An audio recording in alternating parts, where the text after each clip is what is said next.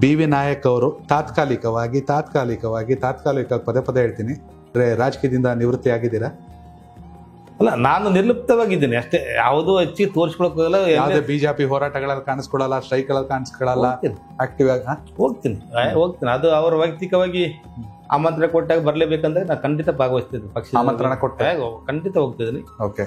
ಆದ್ರೆ ಅಲ್ಲ, ನಾವೇನಂತಂದ್ರೆ ಈಗ ಜನ ಬರ್ತಾರೆ, ಇವತ್ತಿಗೂ ಜನ ದಿವಸ 100 ಜನ ಗಟ್ಟಲೆ ಸಂಖ್ಯೆ ತುಂಬಾ ಜನ ಬಂದು ಬರ್ತಾರೆ.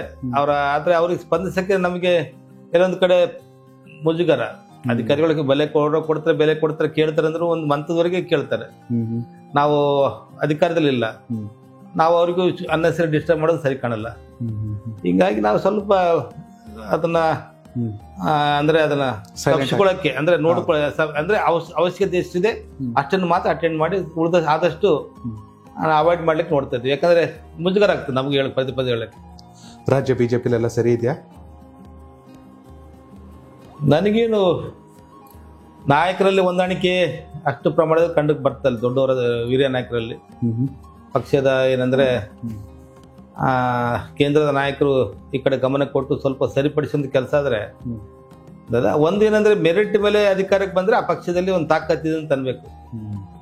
ಈಗ ನಮ್ಮ ರಾಜ್ಯದ ಮಟ್ಟಿಗೆ ದೇಶದಲ್ಲಿ ಮೋದಿ ಅವರದ್ದು ನೇತೃತ್ವದಲ್ಲಿ ಮೆರಿಟ್ ಮೇಲೆ ಸರ್ಕಾರ ಬರ್ತದೆ, ಮೆರಿಟ್ ಮೇಲೆ ಎಂಪಿಗಳು ಗೆದ್ದು ಬರ್ತಾರೆ, ಕೇಂದ್ರ ಸರ್ಕಾರದಲ್ಲಿ ಆಡಳಿತಕ್ಕೆ ಬರ್ತದೆ. ಅದು ಮೋದಿ ಅವರ ನಾಯಕತ್ವದ ಆಡಳಿತದ ಒಂದು ವೈಖರಿ. ಅದೇ ಪ್ರಕಾರ ರಾಜ್ಯದಲ್ಲಿ ಕುದುರೆ ವ್ಯಾಪಾರ ಇದರಲ್ಲಿ ಅಂದ್ರೆ ಮೆರಿಟ್ ಮೇಲೆ ಹೇಳ್ತೀನಿ ನಾನು. ಅಂಡು ಅಡ್ವಾಂಟೇಜ್ ಕಾಂಗ್ರೆಸ್ ದಿವಾಳಿಯಾಗಿ ಕಾಂಗ್ರೆಸ್ ಅಲ್ಲಿ ಗುಂಪುಗಳಾಗಿ ಅದರ ಅಂಡು ಅಡ್ವಾಂಟೇಜ್ ನಾವು ಗೆಲ್ಲೋದು ಅದಲ್ಲ, ಅದು ಮೆರಿಟ್ ಮೇಲೆ. ಅಂದ್ರೆ ಜನ ಬಯಸಿ ಪಕ್ಷ ತುಲನೆ ಮಾಡಿ ಕಾಂಗ್ರೆಸ್ಗಿಂತ ಅಂದ್ರೆ ಈಗ ಒಂದ್ಸಲ ಗೆಲ್ಸದಲ್ಲ, ಈಗ 5 ವರ್ಷ ಈಗ ಬೇಜಾರಾದ್ಮೇಲೆ ಇನ್ನೊಂದು 5 ವರ್ಷ ಇನ್ನೊಂದು ಪಕ್ಷ ಬರ್ತದೆ. ಆತರ ಅಲ್ಲ. ಈಗೇನ ನಾವು ಶಿವರಾಜ್ ಸಿಂಗ್ ಚೌಹಾಣದವ್ರು ನೋಡಿದ್ವಿ, ಆ ಕಡೆ ಯೋಗಿ ಆದಿತ್ಯನಾಥ್ ನೋಡಿದ್ವಿ, 2 ಪೀರಿಯಡ್ ಅವ್ರ ಅಧಿಕಾರಕ್ಕೆ ಬಂದರು. ಆ ತರ ಬುನಾದಿ ಹಾಕುವಂತ ಮೆರಿಟ್ ಮೇಲೆ ಈ ರಾಜ್ಯದಲ್ಲಿ ಪಕ್ಷ ಬಲಿಷ್ಠಗೊಳಿಸಿ ಜನಸಾಮಾನ್ಯರಿಗೆ ಏನ್ ಆಶಯಗಳು ನಿರೀಕ್ಷೆಗಳು ಇರ್ತಾವೆ ಅದಕ್ಕೆ ತಕ್ಕಂಗೆ ಕೆಲಸ ಮಾಡಿ ಅದರ ಮೇಲೆ ಅಧಿಕಾರ ಬರುವಂತದ್ದು ರಾಜಕೀಯ ಪಕ್ಷಗಳು ನಮ್ಮ ರಾಜ್ಯದಲ್ಲಿ ನೋಡಿಲ್ಲ. ಹೌದು, ನಿಜ. ಅದಾಗೋದು ಎಲ್ಲೋ ಒಂದ್ ಕಡೆ ಯಾರು ಕನ್ಸಲ್ಲಿ ಅನ್ಕೊಂಡಿರ್ಲಿಲ್ಲ ಜಗದೀಶ್ ಶೆಟ್ಟರ್ ಕಾಂಗ್ರೆಸ್ ಹೋಗ್ಬಿಡ್ತಾರೆ ಅಂತ. ಅವ್ರು ಕಾಂಗ್ರೆಸ್ ಹೋದಾಗ ನಾನು ಒಂದು ಸಂದರ್ಶನ ಮಾಡಿದೆ. ಏನ್ ಪ್ರಶ್ನೆ ಮಾಡ್ತೀರಾ ಮನುಷ್ಯನಿಗೆ? ಪಕ್ಷಕ್ಕಿಂತ ವ್ಯಕ್ತಿಯಾಗಿ ಬೆಳೆದವರು. ಅದೇ ರೀತಿ ನೀವು ಕಾಂಗ್ರೆಸ್ಗಾಗಿ ನಿಮ್ಮ ಕುಟುಂಬ ಅಷ್ಟೊಂದು ಸೇವೆಯನ್ನು ಸಲ್ಲಿಸ್ತು, ಏಕಾಏಕಿ ಬಿಜೆಪಿಗೆ ಬಂದ್ರಿ. ಈಗ ನಿಮ್ಮನ್ನ ಕಾಂಗ್ರೆಸ್ ನಾಯಕ ಅಂತ ಗುರುತಿಸ್ಬೇಕಾ, ಬಿಜೆಪಿ ನಾಯಕ ಅಂತ ಗುರುತಿಸ್ಬೇಕಾ, ಅಥವಾ ಎಲ್ಲದನ್ನ ಹೊರತಾಗಿ ನಿಮ್ಮ ಜನನಾಯಕ? ಮನೆ ಹತ್ರ ಇರೋ 100 ಜನರನ್ನು ನೋಡೋದು ಗೊತ್ತಾಗುತ್ತೆ. ನೀವು ಹೊರಗಡೆ ಹೋದಾಗ ನಿಮ್ಮ ಭೇಟಿ ಮಾಡೋ ಜನರನ್ನು ನೋಡೋದು ಅನ್ಸುತ್ತೆ. ನೀವು ಒಟ್ಟಲ್ಲಿ ಪಕ್ಷದ ಹೊರತಾಗಿ ಜನನಾಯಕ. ಪಕ್ಷದಲ್ಲಿ ಅವಕಾಶ ಕೊಟ್ಟಿದೆ ಪಕ್ಷ. ಈಗ ಏನಂದ್ರೆ ನಾವು ರಾಜಕೀಯವಾಗಿ ಬೆಳಿಬೇಕು, ಜನ ನಮ್ಮನ್ನು ಗುರುತಿಸ್ಬೇಕಂದ್ರೆ ಒಂದು ಪಕ್ಷ ಬೇಕಾ? ಅನಿವಾರ್ಯ. ಯಾಕಂದ್ರೆ ಪ್ರಾಪರ್ ಮೀಡಿಯಾ ಇಲ್ಲ ಅಂತಂದ್ರೆ ನಾವು ಜನರಿಗೂ ಏನೇ ನಿರೀಕ್ಷೆ ಇದ್ರು ನಾವು ಒಂದು ಪ್ಲಾಟ್ಫಾರ್ಮ್ ಇದ್ರೆ ಜನರು ನಮ್ಮ ಒಟ್ಟಿಗೆ ಜಾಸ್ತಿ ಇರ್ತಾರೆ, ನಮ್ಮ ಜೊತೆ ಬರ್ತಾರೆ, ಸಹಕಾರ ಕೊಡ್ತಾರೆ. ಅದು ಇರ್ತದೆ ಅಪೇಕ್ಷೆ. ನಾವು ಒಂದು ಪ್ರವಾಹ, ನಮ್ಮ ಜೊತೆ ಒಂದು ಪ್ರವಾಹ ಶಕ್ತಿ ಬೇಕು. ಬೆನ್ನುಗಾಳಿ ಅಂತಾರೆ ಹಳ್ಳಿ ಭಾಷೆಯಲ್ಲಿ. Correct sir. ನಮ್ದು ಏನೋ ವೈಯಕ್ತಿಕ ಶಕ್ತಿ ಇದ್ರು ಒಂದು ಪಕ್ಷದ ಬೆನ್ನುಗಾಳಿ ನಮ್ಗೆ ಬೇಕೇ ಬೇಕು ರಾಜಕೀಯವಾಗಿ. ಅದು ಇದ್ರೆ ರಾಜಕಾರಣ ಮಾಡೋದು, ಇಲ್ಲಿ ಕಷ್ಟ ರಾಜಕಾರಣ ಮಾಡೋದು ಕಷ್ಟ.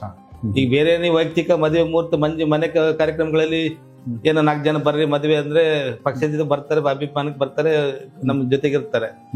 ರಾಜಕೀಯವಾಗಿ ಚುನಾವಣೆ ಎದುರಿಸ್ಬೇಕು ಅಂತಂದ್ರೆ ಏನಾದ್ರೂ ಒಂದು ರಾಜಕೀಯ ಒಂದು ಪಕ್ಷದ ಒಂದು ಬೆನ್ನುಗಾಳಿ ಬೇಕು. ಇದ್ದಾಗ ಮಾತ್ರ ನಮ್ದು ವ್ಯಕ್ತಿತ್ವ ಜೊತೆಗೆ ಪಕ್ಷದ ಒಂದು ಸಪೋರ್ಟ್ ಬಿದ್ದರೆ ನಾವು ರಾಜಕಾರಣ ಮಾಡಕ್ ಸಾಧ್ಯ, ಚುನಾವಣೆಯಲ್ಲಿ ಗೆಲ್ಲಕ್ ಸಾಧ್ಯ. ಒಂದಷ್ಟು ಕಡೆ ಚರ್ಚೆ ನಡೀತಾ ಇದೆ. ನಾವು ಬೆಂಗಳೂರು ಕೂತ್ಕೊಂಡು ನೋಡಿದಾಗ ಶಿವನಗೌಡ ನಾಯಕರು ಮಾನ್ವಿಗೆ ಬರ್ತಾರೆ, BV ನಾಯಕ್ ಅವರು ದೇವದುರ್ಗಕ್ಕೆ ಹೋಗ್ತಾರೆ. 28 ಚುನಾವಣೆ ಅನ್ನೋ ಚರ್ಚೆಗಳು ನಡೀತಾ ಇದೆ. ಗೊತ್ತಿಲ್ಲ ನಿಮ್ಗೆ? ನಾನು ದೇವದುರ್ಗದಲ್ಲಿ ಚುನಾವಣೆಗೆ ಈಗ ಮನೆಯಲ್ಲಿ ರಾಜಕಾರಣ ಮಾಡಬಾರ್ದು, ನನ್ನ ಕೆಲವು ವೈಯಕ್ತಿಕ ಕುಟುಂಬದ ವಿಚಾರದಲ್ಲಿ ದೇವದುರ್ಗದಲ್ಲಿ ರಾಜಕಾರಣ ಮಾಡಬಾರ್ದು ಅಂತ ನಾನು ಹೊರಗಡೆ ಬಂದದ್ದು. ದೇವದುರ್ಗ ಬಗ್ಗೆ ನಾನು ಬೇಜಾರಿಲ್ಲ, ದೇವದುರ್ಗನ ಬಿಟ್ಟು ನಾನು ಇಲ್ಲ ರಾಜಕಾರಣ ಮಾಡ್ತಾ ಇಲ್ಲ.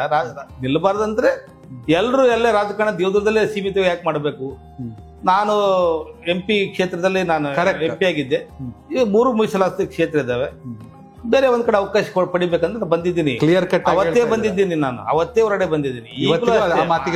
ಆಮೇಲೆ ನಾನು ಯಾವತ್ತು ನನ್ನ ಹಣೆ ಬರ ನನ್ನ ಕೈ ದೇವರು ನನಗೆ ಏನೋ ಒಂದು ಇದು ಕೊಟ್ಟಿರ್ತಾನೆ, ನನ್ನ ಹಣೆ ಬರ ನನ್ನ ಕೈಲಿದೆ. ನಾನು ಏನಾದ್ರೂ ರಾಜಕಾರಣ ಮಾಡ್ತೀನಿ. ಯಾರ ಬಗ್ಗೆ ಯಾವ ಕ್ಷೇತ್ರದಲ್ಲಿ ನಾನು ಪಾಳ್ಯಗಾರಲ್ಲ, ಶಿವನಗೌಡನ ಪಾಳ್ಯಗಾರಲ್ಲ.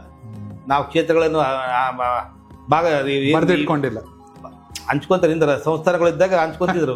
ಹೌದಾ? ಈ ಮಗನಿಗೆ ಈ ಸಂಸ್ಥಾನ, ಈ ಮಗ ನಮ್ದೇನ ಆತರ ಇಲ್ಲ. ಪಕ್ಷದಲ್ಲಿ ಅವಕಾಶ ಕೊಡ್ತಾ ಅಲ್ಲಿ ನೋಡೋಣ ಅಂತ. ಆವಾಗ ಈಗ ಅದ್ರ ಬಗ್ಗೆ ಮಾತಾಡೋದು. ಯಾರು ನನ್ನ ಕ್ಷೇತ್ರದಲ್ಲಿ ಬಂದು ಯಾರೇ ಒಳ್ಳೆ ಕೆಲಸ ಮಾಡ್ತಾರೆ, ಜನಸೇವೆ ಮಾಡ್ತಾರೆ, ನಾನು ಸ್ವಾಗತ ಮಾಡ್ತೀನಿ. ಅವ್ರ ಕ್ಷೇತ್ರದಲ್ಲಿ ನಾನು ಹೋಗಿ ಮಾಡ್ತೀನಿ, ಅವ್ರು ಸ್ವಾಗತ ಮಾಡ್ಬೇಕು. ಯಾರಾದ್ರೂ ನಾವು ಒಳ್ಳೆ ಜನಕ್ಕೆ ಪರವಾಗಿ ಮಾಡ್ತೀವಿ, ಕೆಲಸ ಮಾಡ್ತೀವಿ, ಹೋರಾಟ ಮಾಡ್ತೀವಿ, ಮಾಡ್ರಪ್ಪ ಅಂತ ಹೇಳ್ತೀವಿ, ನಾವು ಸಪೋರ್ಟ್ ಮಾಡ್ತೀವಿ. ಒಟ್ನಲ್ಲಿ ಬಿ.ವಿ. ನಾಯಕ್ ಅವರ ನಡೆ ನುಡಿ ಇಷ್ಟೇ ಸ್ಪಷ್ಟ, ಜನಸೇವೆ ಅಷ್ಟೇ ನನ್ನ ಉದ್ದೇಶ, ಉಳಿದಿದ್ದ ಪಕ್ಷ ಡಿಸೈಡ್ ಮಾಡುತ್ತೆ ಅಷ್ಟೇ. ಓಕೆ.